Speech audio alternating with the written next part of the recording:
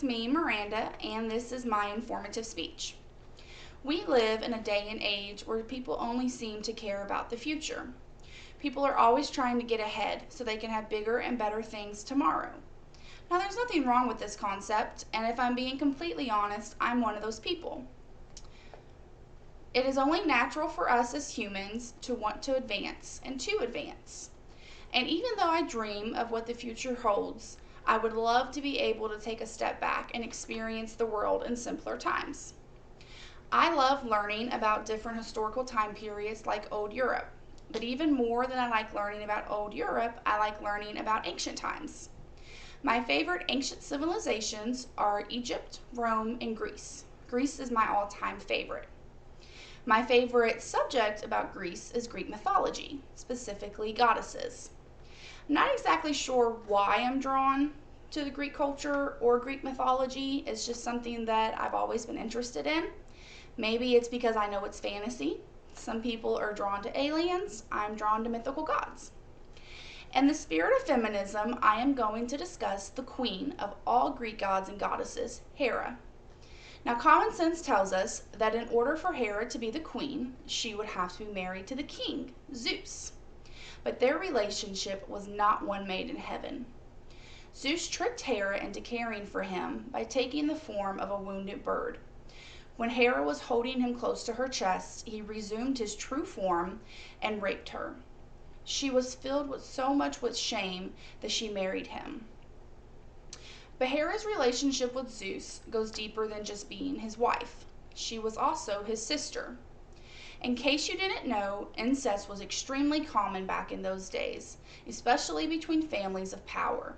They wanted to keep all their wealth and power to themselves, so they didn't allow any outsiders in. So it would make sense that the king, Zeus, would want to marry his sister.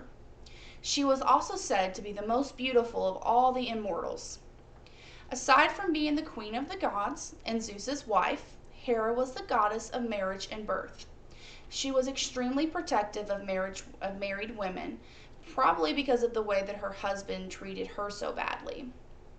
On the other hand, if a woman did her wrong, like by having relations with Zeus, she would never forget it. She did not care if the woman was willingly with Zeus or if he raped her. Hera was extremely jealous and vengeful.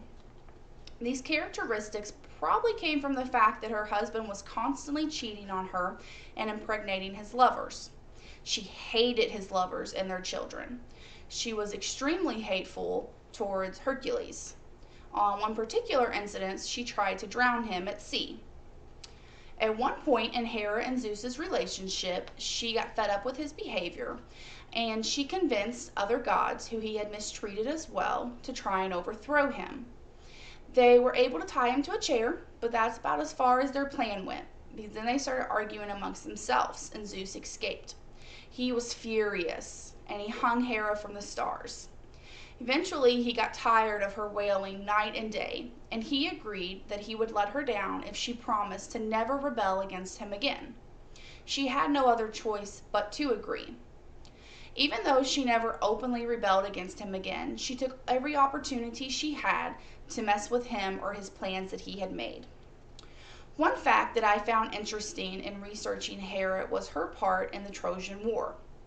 Aphrodite had promised Helen to Paris if he said that she was more beautiful than Hera.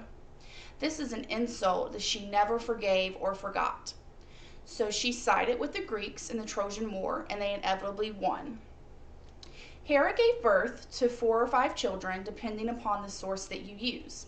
Zeus fathered all of the children except for one.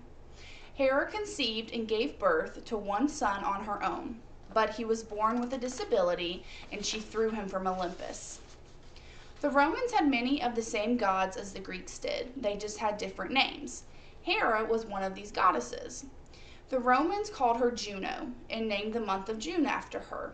Coincidentally, June is the #1 month to be married in. I have listed all of my sources in the description box below, and I hope that you found this presentation to be informative and entertaining. Thank you.